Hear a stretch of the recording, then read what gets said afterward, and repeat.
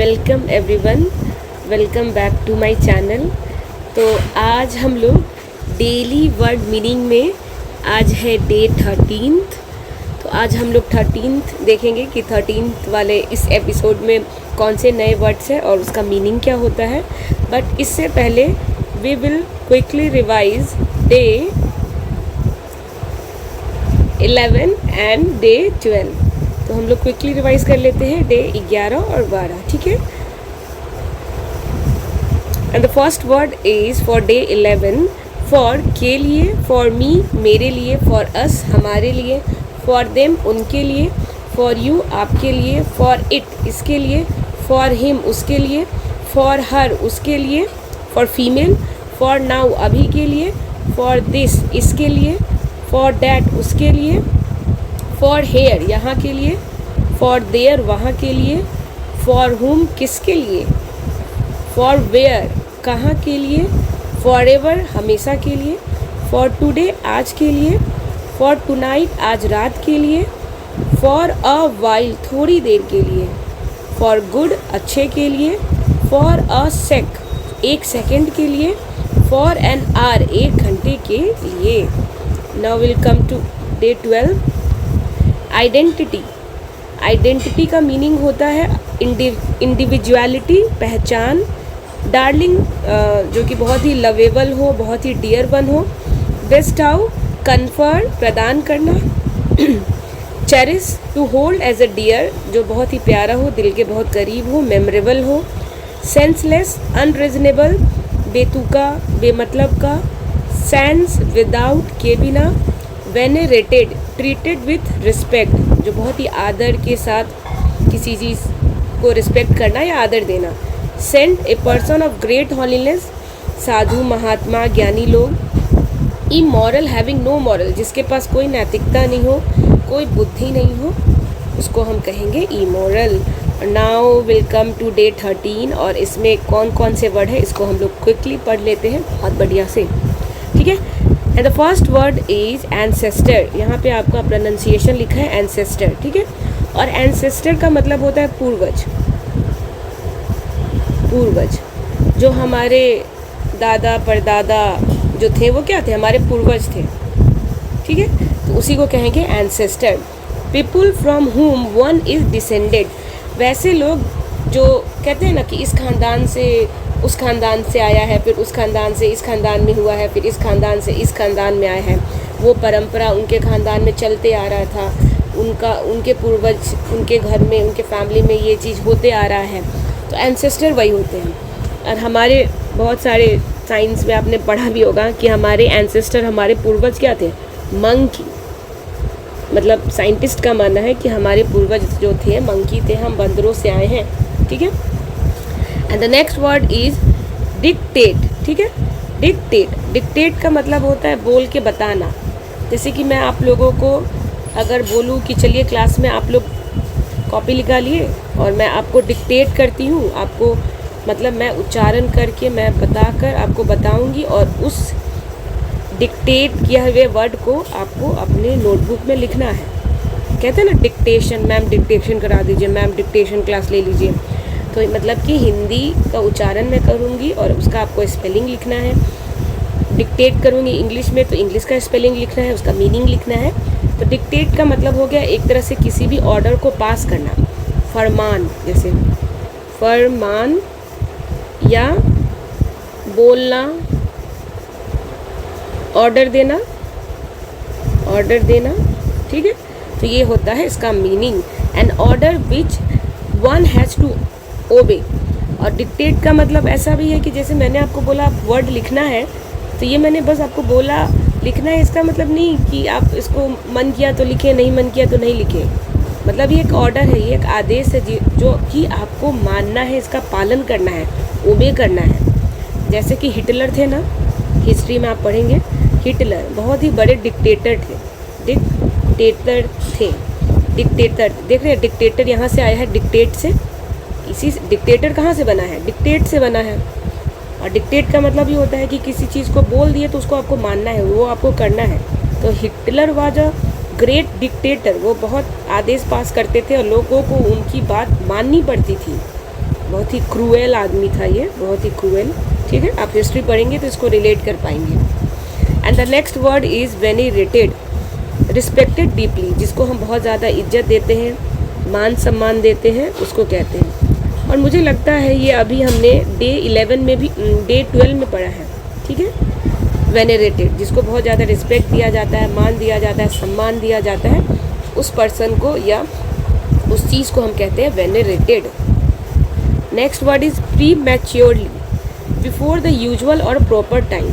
Pre maturely का मतलब होता है समय से पहले हो जाना, समय से पहले।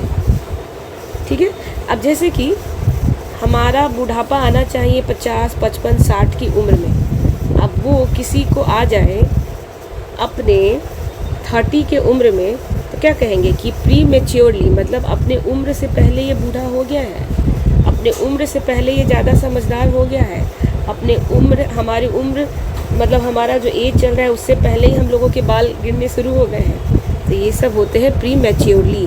जो भी कोई चीज़ अगर समय से पहले हो जाए तो वो प्री मैच्योर है। जैसे कि प्री मैच्योर बेबी भी होते हैं, कि अगर कोई बेबी 7 मंथ में ही पैदा ले ले तो उसको क्या कहते हैं, प्री मैच्योरली बॉर्न बेबी है वो, प्री मैच्योरली बॉर्न बेबी है। बेबी तो 9 मंथ में होना चाहिए, लेकिन अगर 7वें 8वें महीने में हो गया तो प्री मैच्योर बेबी है, पूरी तरह से पका नहीं है, पूरी तरह से उसमें सारे अभी ऑर्गन्स आए नहीं हैं, सेंसेस आए नहीं हैं, तो वो सब चीज़ क्या हो गया, प्री मैच्योर हो गए। प्री मैच्योर मतलब 60 की उम्र में किसी को बूढ़ा होना था, अब 30 की उम्र में बूढ़े हो गए तो वो भी अब प्री मैच्योरली हो गए। Curse, solemn invocation of divine wrath on a person और थिंग। कर्ष का मतलब होता है किसी को श्राप दे देना। क्या हो जाता है, श्राप, श्राप, श्राप देना, श्राप होगा ऐसे, श्राप देना। ठीक है, जैसे किसी को कोसना, और इजी लैंग्वेज में कि किसी को कोसते नहीं हैं कि जाओ तुम्हारा ये हो जाएगा, जाओ तुम्हारा ये हो जाएगा, तुम हमको बहुत दुख दिए हो, जाओ तुम्हारा ये हो जाएगा, तुमने मेरा। जैसे साधु संत लोग क्या करते हैं, अगर उनका तपस्या भंग हो गया, उनकी साधना भंग हो गई, तो गुस्से में क्या बोलते हैं, जाओ मैं तुम्हें श्राप देता हूँ, तुम बूढ़े हो जाओगे, जाओ मैं तुम्हें श्राप देता हूँ, तुम अभी जल जाओगे। तो कर्ष मतलब होता है किसी को भला बुरा कह देना।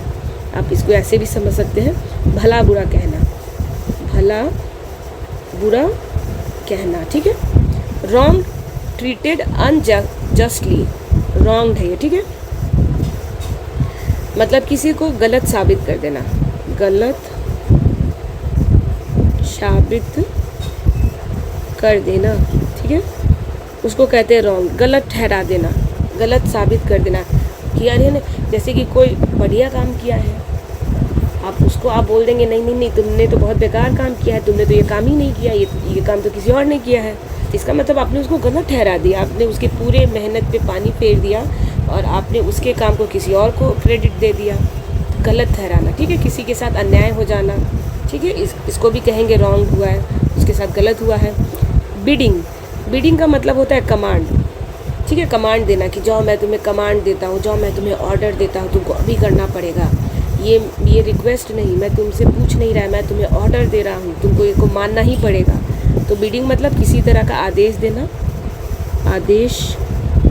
ठीक है, मॉक, रेडिक्यूल, मजाक उड़ाना, मजाक उड़ाना। ठीक है, जब हम किसी का मजाक उड़ाते हैं तो आप इंग्लिश में ऐसे भी बोल सकते हैं कि ही इज़ मॉकिंग एट हिम, वह उसका मजाक उड़ा रहा है, वो उस पर हंस रहा है। ठीक है, तो जो कि बिल्कुल अच्छी बात नहीं है, हमें किसी का भी मजाक नहीं उड़ाना चाहिए। तो रेडिक्यूल का मतलब भी वही होता है, मॉक, कि अगर आप किसी को नीचा दिखा रहे हैं, उसका मजाक उड़ा रहे हैं। जैसे कोई अगर ढंग से बोल नहीं पा रहा तो क्या होते हैं, बहुत सारे स्टूडेंट, बहुत सारे लोग क्या कहते हैं, देखो ना कैसे बोल रहा है, लोग हंसने लगते हैं। तो ये बहुत बुरी बात है, मजाक नहीं उड़ाना चाहिए।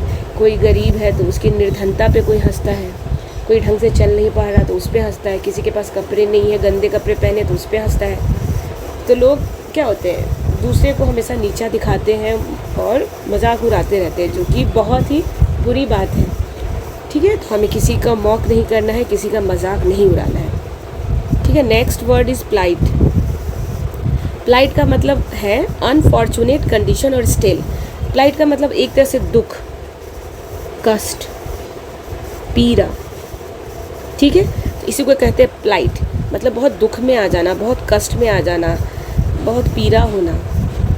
मतलब चीज़ें अगर आपके अकॉर्डिंग नहीं हो रही है, चीज़ें अगर आप जो चाह रहे हैं वैसा नहीं हो रहा है, तो ये क्या हो सकता है कि बहुत ही दुख हो रहा है आपको, बहुत ही कष्ट हो रहा है आपको, और बहुत ही ज़्यादा पीड़ा हो रहा है, ठीक है। ये हो गया। And the next word is supplicated. Supplicated word का मतलब होता है एड्रेस्ड हम्बली, जो बहुत ही हम्बली, मतलब कि बहुत ही एक तरह से बहुत ही क्या कह सकते हैं, मतलब कि रिक्वेस्ट करना, जैसे भीख मांगना या फिर बहुत निहोरा करना। हिंदी में कहते हैं ना, बाप रे कितना निहोरा करवाती हो तुम, मतलब बहुत मनवाती हो, बहुत बोलना पड़ता है, बहुत रिक्वेस्ट करना पड़ता है, ठीक है। तो एक तरह से भीख भी हो गया, भीख जैसा गिराना, बेग करना, ठीक है, बेग करना, मनवाना, रिक्वेस्ट करना, ठीक है। इसी का मतलब होता है सप्लिकेटेड। जैसे हाथ जोड़ के कह रहे हैं प्लीज़ प्लीज़ प्लीज़ मेरा काम कर दो, हाथ जोड़ के कह रहे हैं प्लीज़ मेरे साथ ये इतना अन्याय नहीं होने दीजिए, मेरे साथ ये मत कीजिए, प्लीज़ मेरी बात मान लो, प्लीज़ प्लीज़ प्लीज़ करते हैं ना, उसी को कहते हैं सप्लिकेटेड, जो बहुत ही रिक्वेस्ट के साथ हाथ जोड़ के विनती करना, ठीक है, विनती करना। तो ये हो गया सारे वर्ड का मीनिंग। अब इसको हम लोग फिर से एक बार रिवाइज कर लेते हैं। फर्स्ट वर्ड इज एंसेस्टर, मतलब पूर्वज। डिक्टेट, बताना, बोलना और उस चीज़ को मानना भी। वेनिरेटेड, रिस्पेक्टफुली। प्रीमेच्योरली, अपने एज से पहले हो जाना। कर्स मतलब श्राप देना। रॉन्ग मतलब गलत ठहरा देना। बीडिंग मतलब कमांड, आदेश देना। मॉक मतलब मजाक उड़ाना। प्लाइट मतलब दुख, कष्ट, पीड़ा। सप्लिकेटेड मतलब बहुत ही आदरपूर्वक किसी से आग्रह करना, विनती करना, ठीक है। और जो स्टूडेंट होंगे बिहार बोर्ड के, उनको पता होगा कि ये चैप्टर 2 का है, और चैप्टर 2 का नाम है ययाति। और मैंने डे 12 वाले में बोल दिया था कि ये वो ययाति का है, बट वो ययाति का नहीं था, वो था पद्मा। पद्मा चैप्टर का वर्ड मीनिंग था। और ये डे 13 वाला है आपका ययाति चैप्टर का, ठीक है, क्योंकि ये है क्लास 9th इंग्लिश पनोरमा का। तो जो बच्चे पढ़ रहे होंगे उसको बहुत अच्छे से समझे होंगे, और बाकियों के लिए तो खैर ये बहुत नया वर्ड्स है ही। जाने से पहले चैनल को सब्सक्राइब ज़रूर कर देंगे। थैंक यू, जय हिंद।